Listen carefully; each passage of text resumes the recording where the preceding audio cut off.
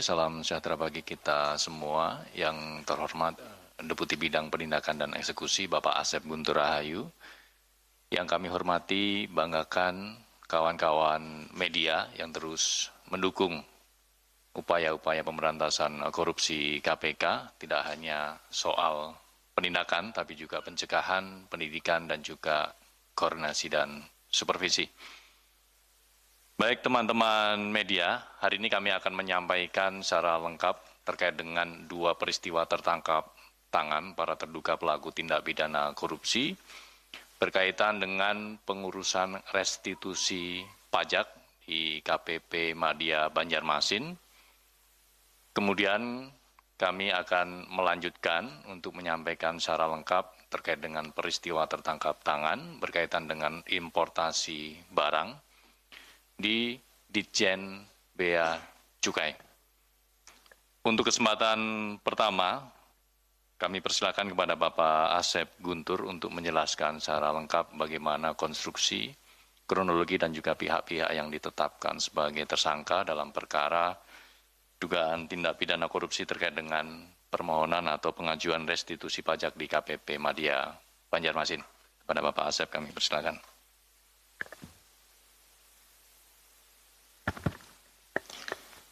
Bismillahirrahmanirrahim. Assalamualaikum warahmatullahi wabarakatuh. Waalaikumsalam. Selamat sore dan salam sejahtera bagi kita sekalian. Yang saya hormati Mas Jubir, yang saya hormati, saya cintai dan saya banggakan rekan-rekan jurnalis yang tidak pernah meninggalkan kami dan selalu setia membersamai kami dalam penanganan tindak pidana korupsi. Pada kegiatan sore hari ini, izinkan saya menyampaikan pointers terkait peristiwa tertangkap tangan terduga pelaku tindak pidana korupsi restitusi pajak di KPP Madya Banjarmasin. Pada hari ini, Kamis 5 Februari 2026, KPK akan menyampaikan informasi lengkap terkait dengan peristiwa tertangkap tangan para terduga pelaku tindak pidana korupsi terkait pengajuan restitusi pajak ya, di kantor pelayanan pajak KPP Banjarmasin, Kalimantan Selatan. Jadi restitusi itu adalah pengembalian kelebihan. Misalkan dalam 1 tahun berjalan, anggaplah di tahun 2025, nanti kan dibayarkan pajaknya. Bayarkan pajaknya, kemudian di akhir itu dilihat nanti diperbandingkan nanti dengan produk yang dipajaknya. Apakah nilai pajaknya memang ada lebih bayar atau kurang bayar? Nah, kalau terjadi kelebihan bayar, maka akan dikembalikan atau diberikan restitusi. Adapun konstruksinya adalah sebagai berikut. Pada tahun 2024, PT BKB mengajukan permohonan restitusi pajak pertambahan nilai atau PPN untuk pajak 2024. Dengan status lebih bayar. Pengajuan dimohon kepada KPP Madya Banjarmasin. Jadi di akhir tahun itu dilihat ya restitusinya ternyata terjadi kelebihan bayar dari PT BKB ini. Atas permohonan restitusi tersebut, tim pemeriksa KPP Madya Banjarmasin melakukan pemeriksaan. Salah satunya yang beranggotakan saudara DJD. Dari pemeriksaan tersebut ditemukan nilai lebih bayar sebesar 49,47 miliar. Dengan koreksi fiskal sebesar 1,14 miliar, sehingga restitusinya pajaknya menjadi 48,3 miliar. Selanjutnya pada November 2025, Saudara MLY selaku Kepala KPP Madya Banjarmasin melakukan pertemuan dengan pihak PT BKB, yaitu Saudara PNZ, ya, selaku Manajer Keuangan PT BKB dan Saudara ISY selaku Direktur Utama PT BKB. Jadi ada pertemuan di sini. Ya, di bulan November ada pertemuan dari pihak KPP ya dengan dari wajib pajak. Wajib pajaknya di sini adalah dari PT BKB, ya PNZ dengan ISY. Ya. Dalam pertemuan lanjutannya, MLY menyampaikan kepada PNZ bahwa permohonan restitusi PPN PT BKB dapat dikabulkan dengan menyinggung adanya uang apresiasi. Gitu ya. Jadi disinilah mulai terjadi meeting of mind-nya. Pertemuan dua kepentingan, dua keinginan. Yang satu ingin supaya restitusi pajaknya dikabulkan, ya. Yang satu si yang mengabulkan, dalam hal ini pihak dari KPP Madianya menginginkan adanya uang apresiasi, seperti itu. Jadi di sana pertemuannya ya, meeting of mind-nya. Kemudian PT BKB melalui VNZ menyepakati permintaan tersebut dengan besaran 1,5 miliar kepada MLY sebagai uang apresiasi dengan adanya uang sharing untuk VNZ. Ya, jadi setelah dihitung-hitung tadi kan ada 48,3 ya. Yang satu ingin restitusinya, yang satu tadi menginginkan uang apresiasi. Nah, kemudian disetujuilah, ya, setujui 1,5 miliar. Tetapi ya, dari pihak perusahaan juga ini di VNZ ini, secara pribadi dia minta bagian juga gitu, karena si VNZ ini adalah bagian keuangannya atau manajer keuangan PT BKB. Pada bulan Desember 2025, KPP Madya Banjarmasin menerbitkan surat ketetapan pajak lebih bayar. Jadi itu untuk dibayar restitusi itu harus ada surat SKPLB, surat ketetapan pajak lebih bayar. Dan surat keputusan pengembalian kelebihan pembayaran pajak, SKP KPP, dengan nilai restitusi yang disetujui yaitu 48,3 miliar. Jadi setelah terbitnya surat ini, maka dari pihak keinginan pihak PT BKB ini sudah terpenuhi gitu. Karena tanpa terbitnya surat ini, maka nggak akan cair si uang restitusinya itu. Bahwa setelah restitusi dicairkan pada tanggal 22 Januari 2026 ke rekening PT BKB, DJD menghubungi staf VNJ untuk meminta bagian dari uang apresiasi yang disepakati, di mana uang tersebut dicairkan oleh PT BKB dengan menggunakan invoice fiktif. Ya, karena begini, maksudnya invoice fiktif ini begini. Tentunya setiap pengeluaran di perusahaan, ya perusahaan manapun, ini termasuk di perusahaan BKB ini, itu harus melalui pencatatan, ya pencatatan di pembukuannya tentunya. Tidak mungkin dia mengeluarkan uang 1,5 miliar dengan tulisan bahwa itu adalah untuk uang apresiasi. Seperti itu. Jadi dibuatlah invoice fiktif supaya uang tersebut bisa keluar. Misalkan untuk pembelian barang dan lain-lain gitu ya. Padahal barangnya tidak ada. Tidak ada pembelian itu, tidak ada transaksi itu, tapi uangnya kemudian ditarik dan dikumpulkan. Setelah jumlahnya 1,5 miliar, nah nanti itulah yang akan diberikan sebagai uang apresiasi. Kemudian VNJ langsung menemui MLY, jadi setelah jumlahnya tadi 1,5 miliar ya, di sebuah restoran untuk membahas pembagian jatah uang apresiasi dan disepakati pembagiannya sebagai berikut. Saudara MLY, ini selaku Kepala KPP Banjarmasin, sebesar 800 juta rupiah. Saudara DJD, ini anggotanya ya, anggotanya MLY, sebesar 200 juta ya pemeriksanya ini. Kemudian saudara VNZ sebesar 500 juta rupiah ya.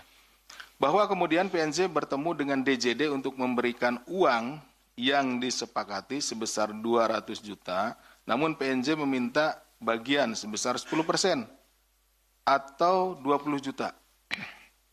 Sehingga DJD menerima bersih sebesar 180. Dan uang tersebut telah digunakan DJD untuk keperluan pribadinya. Jadi ada simbiosis ya, simbiosis mutualisme walaupun ini dalam konteks yang salah gitu ya. Ada saling menguntungkan di antara mereka, di antara si oknum KPP Banjarmasin ini dengan bagian keuangan di PT BKB. Jadi ada pembagian kembali Jadi kata si PNJ ini kan yang ngeluarin dari kalau tadi yang MLY dengan DJD yang mengeluarkan surat SKP PLB dan SKP KPP ini mereka. Tapi yang mengeluarkan uang 1,5 miliar dari kas perusahaan adalah PNJ gitu ya. Jadi mereka saling di sana ada perannya masing-masing. Gitu. Sehingga si PNJ ini minta juga bagian dari si DJD maupun dari MLY. Sementara kepada MLY, PNJ memberikan uang 800 juta yang dibungkus dalam kardus di area parkir salah satu hotel di Banjarmasin. Kemudian MLY membawa uang tersebut untuk dititipkan kepada orang kepercayaannya di salah satu tempat waralaba miliknya. Dari 800 juta yang diterima MLY, kemudian saudara MLY kemudian menggunakan untuk pembayaran DP rumah 300 juta dan 500 juta sisanya masih disimpan oleh orang kepercayaannya. Nanti rekan-rekan akan saksikan. Sementara terhadap sisa 500 juta dari uang apresiasi tersebut disimpan oleh PNZ untuk dirinya sendiri. Dalam peristiwa tertangkap tangan ini, KPK mendapatkan informasi bahwa saudara MLY juga diduga menjadi komisaris di beberapa perusahaan. Jadi rangkap jabatan yang bersangkutan walaupun sebenarnya untuk jabatan resminya adalah sebagai kepala KPP Banjarmasin. Dari peristiwa tertangkap tangan yang dilakukan pada tanggal 4 Februari 2025 di Banjarmasin tersebut, tim KPK mengamankan sejumlah 3 orang, yaitu MLY selaku Kepala Kantor Pelayanan Pajak KPP Madya Banjarmasin, saudara DJD selaku Piskus yang menjadi anggota tim pemeriksa dari KPP Madya Banjarmasin, dan saudara VNZ selaku manajer keuangan PT BKB. Selain itu, tim KPK juga turut mengamankan barang bukti berupa uang tunai dalam bentuk fisik senilai 1 miliar rupiah yang diamankan dari saudara MLY dan PNZ, serta bukti penggunaan uang 300 juta oleh MLY untuk DP rumah dan 180 juta yang digunakan oleh saudara DJD dan 20 juta yang digunakan PNZ, sehingga total barang bukti yang diamankan dari kegiatan ini senilai 1,5 miliar ya, sesuai dengan yang mereka perjanjikan. Berdasarkan kecukupan alat bukti dalam dugaan tindak pidana korupsi terkait pengajuan restitusi pajak di kantor pajak pelayanan pajak KPP Madya Banjarmasin, KPK menaikkan perkara ini ke tahap penyidikan dengan menetapkan 3 orang tersangka sebagai berikut. MLY selaku Kepala Kantor Pelayanan Pajak KPP Madya Banjarmasin, 1. Yang kedua, saudara DJD, Piskus yang menjadi anggota tim pemeriksa dari KPP Madya Banjarmasin, dan saudara PNZ. Ya, jadi yang penerimanya MLY dan DJD ini dari KPP Madya, kemudian pemberinya adalah PNZ selaku manajer keuangan PT BKB. KPK selanjutnya melakukan penahanan terhadap para tersangka untuk 20 hari pertama sejak tanggal 5 sampai dengan 24 Februari 2025 yang penahanannya dilakukan di Rumah Tahanan Negara Cabang Gedung Merah Putih KPK. Atas perbuatan tersebut terhadap saudara MLY dan saudara DJD selaku penerima disangkakan telah melanggar pasal 12A kecil dan pasal 12B kecil Undang-Undang Nomor 3199 serta pasal 606 ayat 2 Undang-Undang Nomor 1 Tahun 2026. Sementara terhadap saudara VNZ selaku pemberi disangkakan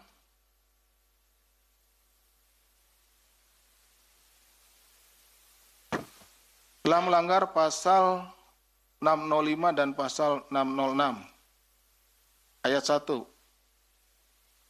Ini mungkin KUHP yang baru ya, Undang-Undang Nomor 1 Tahun 2023. Ya, di Undang-Undang Nomor 1 Tahun 2003. Jadi saya ulangi lagi, atas perbuatan terhadap saudara MLY dan saudara DJD selaku penerima disangkakan telah melanggar pasal 12 huruf A dan pasal 12 huruf B Undang-Undang Nomor 31 Tahun 99 serta pasal 606 ayat 2 dan Undang-Undang Nomor 1 Tahun 2023. Sementara terhadap saudara PNZ selaku pemberi disangkakan telah melanggar pasal 605 dan pasal 606 ya ayat 1.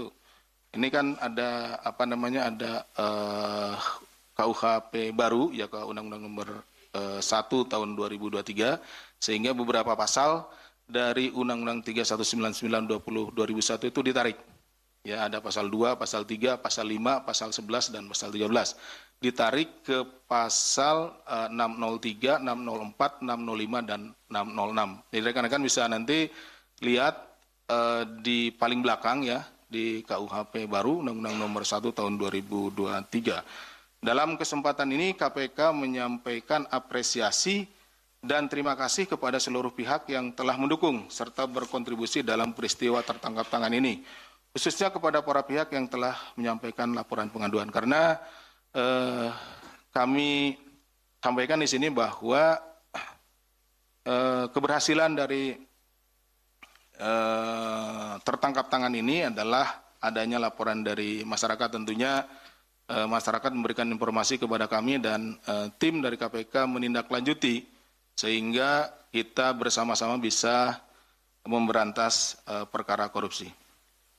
Selain dari itu, izinkan kami menyampaikan bahwa terungkapnya dugaan tindak pidana korupsi dalam proses restitusi pajak menjadi pintu masuk bagi KPK untuk menelusuri kemungkinan adanya praktik serupa terhadap wajib pajak maupun jenis pajak lainnya.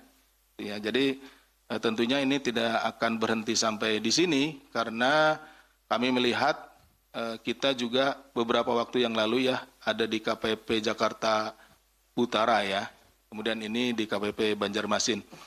Kenapa? Karena pajak itu merupakan salah satu pilar dari pendapatan kita, pendapatan negara kita yang nanti akan digunakan kembali untuk pembangunan. Jadi kalau terjadi kebocoran di pajak ini, tentunya akan berpengaruh terhadap pembangunan kita. Kemudian KPK juga berharap dari upaya penindakan ini dapat menjadi pemantik bagi Kementerian Keuangan. Kami sangat mengapresiasi apa yang dilakukan oleh Kementerian Keuangan di bawah pimpinan Bapak Purbaya tentunya yang melakukan bersih-bersih sehingga meningkatkan pendapatan bagi negara, khususnya dalam hal ini di Direktorat Jenderal Pajak, untuk melakukan upaya perbaikan sistem sehingga potensi atau risiko korupsi di sektor perpajakan di wilayah lainnya dapat dimitigasi. Jadi ini kan banyak nih, kemarin di Jakarta Utara, sekarang di Banjarmasin, semoga di tempat-tempat lainnya bisa dicegah atau praktek-praktek ini bisa dihentikan, tidak terjadi lagi. Kemudian yang selanjutnya adalah penutupan celah koruptor atau celah korupsi, di sektor perpajakan. Juga diharapkan mampu mendorong peningkatan tax ratio maupun penerimaan negara berkelanjutan. Jadi jumlah pajak ini dibandingkan dengan pendapatan domestik bruto atau PDB. Jadi begini rekan-rekan. Jadi pajak ini diharapkan, ini kan berasal dari produk domestik bruto ya. Jadi produk-produk yang dihasilkan itu kan ada pajaknya gitu, seperti itu. Karena untuk menghasilkan produk tersebut itu menggunakan fasilitas umum. Ada jalan, ada jembatan, ada yang lain yang dilewati gitu ya. Misalkan dalam hal ini untuk misalkan menghasilkan CPO, sawit gitu ya. Pasti menggunakan jalan umum, pasti menggunakan jembatan dan lain-lain. Nah, kepentingan pajak ini adalah bagaimana untuk merawat fasilitas tadi, sehingga tax ratio ini yang kita masih di bawah ya Mas, ya kira-kira sekitar 6% ya, padahal yang idealnya sekitar 10 sampai 11 ya, 10 sampai 15%. 10 sampai 15%. Artinya ketika produk domestik brutonya 100, ya paling tidak ada sekitar 11 atau 15 yang dikembalikan untuk digunakan merawat fasilitas umum yang digunakan untuk menghasilkan produk-produk tersebut. Tax ratio merupakan indikator penting dalam menilai kinerja penerimaan pajak suatu negara termasuk Indonesia yang sekaligus mencerminkan tingkat kepatuhan dan kepercayaan publik terhadap sistem perpajakan. Dalam hal ini KPK terus berupaya mendukung berbagai program pemerintah Indonesia khususnya di bidang perpajakan agar pengelolaan pajak dilakukan secara berintegritas dan akuntabel demi sebesar-besarnya kesejahteraan masyarakat. Karena tentunya tadi di awal saya sudah sampaikan bahwa pajak ini akan digunakan kembali untuk pembangunan, untuk dikembalikan kepada masyarakat, untuk mesejahterakan masyarakat. Jadi adanya kepercayaan dan kepatuhan terhadap pajak ini, membayar pajak ini dalam merupakan suatu keharusan bagi kita warga masyarakat Indonesia untuk mendukung pembangunan nasional. Dengan sistem yang semakin transparan dan akuntabel, Direktorat Jenderal Pajak diharapkan mampu memberikan pelayanan prima kepada wajib pajak. Di sisi lain, wajib pajak pun tidak melakukan penyimpangan dalam memenuhi kewajiban perpajakannya. Dan yang terakhir, tentunya selain dari penindakan, kami juga akan melakukan upaya-upaya pencegahan yang dilakukan oleh Direktorat Pencegahan dan juga akan melakukan upaya-upaya untuk meningkatkan pengetahuan ya dari nanti Kedeputian Pendidikan dan Peran Serta Masyarakat. Dan tentunya kalau rekan-rekan siapapun yang menginginkan informasi terkait itu bisa melakukan koordinasi dengan pihak kami melalui Kedeputian Koordinasi dan Supervisi. Itu yang bisa kami lakukan. Terima kasih. Assalamualaikum warahmatullahi wabarakatuh. Saya kembalikan kepada Mas Jubir. Baik, terima kasih Pak Deputi yang telah menjelaskan secara lengkap bagaimana konstruksi perkara, kronologi, dan juga pihak-pihak yang ditetapkan sebagai tersangka. Di mana dalam perkara ini KPK menetapkan 3 orang tersangka, yaitu Saudara MLY selaku Kepala Kantor Pelayanan Pajak Madya Banjarmasin, kemudian Saudara DJD sebagai Fiskus atau pegawai pajak yang merupakan anggota tim pemeriksa di KPP Madya Banjarmasin, dan tersangka ketiga, Saudara VNZ, selaku manajer keuangan PT PKB, di mana kemudian para tersangka dilakukan penahanan untuk 20 hari pertama, terhitung sejak hari ini, tanggal 5 Februari sampai dengan tanggal 24 Februari 2026. Baik, teman-teman media, selanjutnya kita akan menunjukkan barang bukti dalam peristiwa tertangkap tangan ini yang diamankan dari Saudara MLY dan VNZ yang merupakan sebagian dari total barang bukti senilai 1,5 miliar. Jadi dalam kesempatan ini kita akan menampilkan 1 miliar dalam bentuk cash atau uang tunai dalam bentuk pecahan rupiah. Kami persilakan.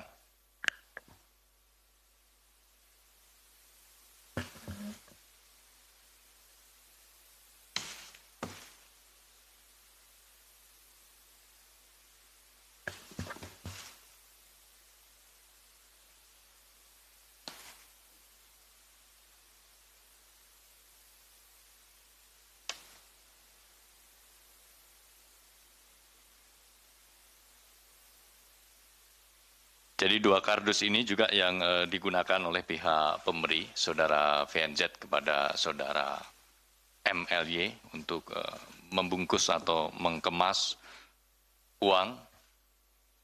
Dalam hal ini yang kita tunjukkan senilai 1 miliar rupiah dalam pecahan 50.000 dan 100.000 rupiah.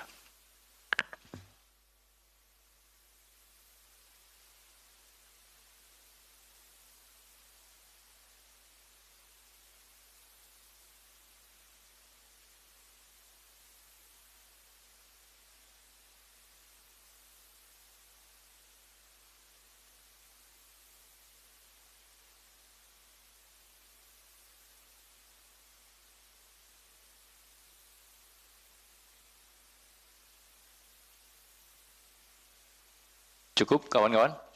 Baik, terima kasih.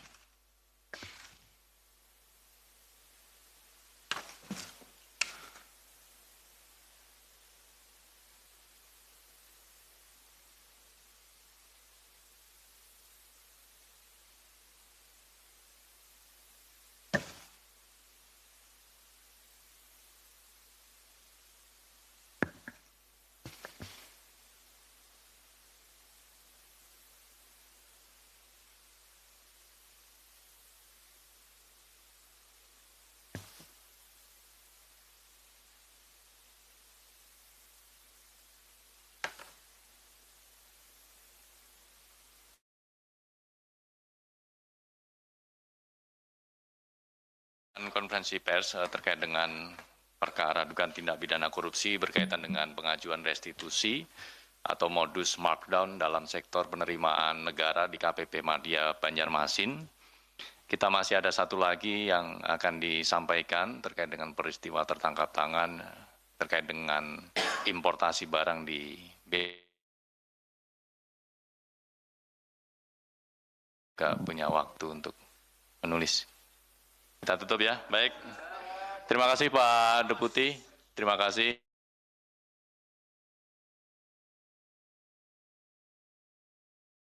Assalamualaikum warahmatullahi wabarakatuh.